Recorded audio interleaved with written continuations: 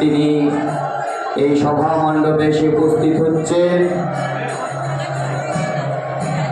আমরা আবারও সমস্বরে বলি, শ্রী শ্রী গুরু মহারাজ জিউ কি, শ্রী শ্রী গুরু মহারাজ জিউ কি, শ্রী শ্রী গুরু মহারাজ জিউ কি, শ্রী গুরু সংঘ কি, শ্রী গুরু সংঘ কি, শ্রী গুরু সংঘ কি, 40তম ভক্ত সম্মেলন কি, 40তম ভক্ত সম্মেলন কি। শ্রী গুরু জয়, শ্রী গুরু জয়, শ্রী গুরু জয়।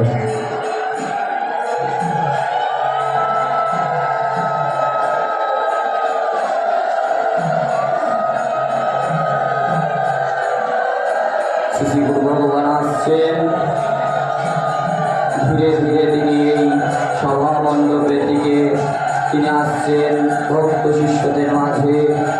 তিনি এসে উপস্থিত হবেন, আর কিছুক্ষণের মধ্যেই তিনি উপস্থিত হবেন এই সভা মণ্ডপে। এসে তিনি রত্ন সিংহাসনে তিনি বিরাজমান হবেন।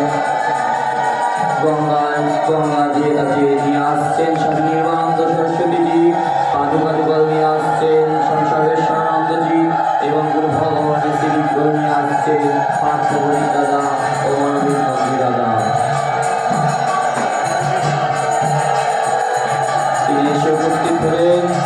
আমারও সমস্যারে বলি, শ্রী শ্রী গুরু মহারাজ জিউ কি, শ্রী শ্রী গুরু মহারাজ জিউ কি, শ্রী শ্রী গুরু মহারাজ জিউ কি, শ্রী গুরু সংঘ কি, শ্রী গুরু সংঘ কি, শ্রী গুরু সংঘ কি, 40তম ভক্ত সম্মেলন কি, 40তম ভক্ত সম্মেলন কি, 40তম ভক্ত সম্মেলন কি।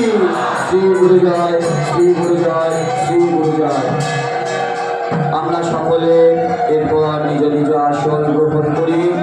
শৃঙ্খলাবদ্ধভাবে আমরা আবারও এই বিগ্রহ অধিবেশনটি শুরু করব।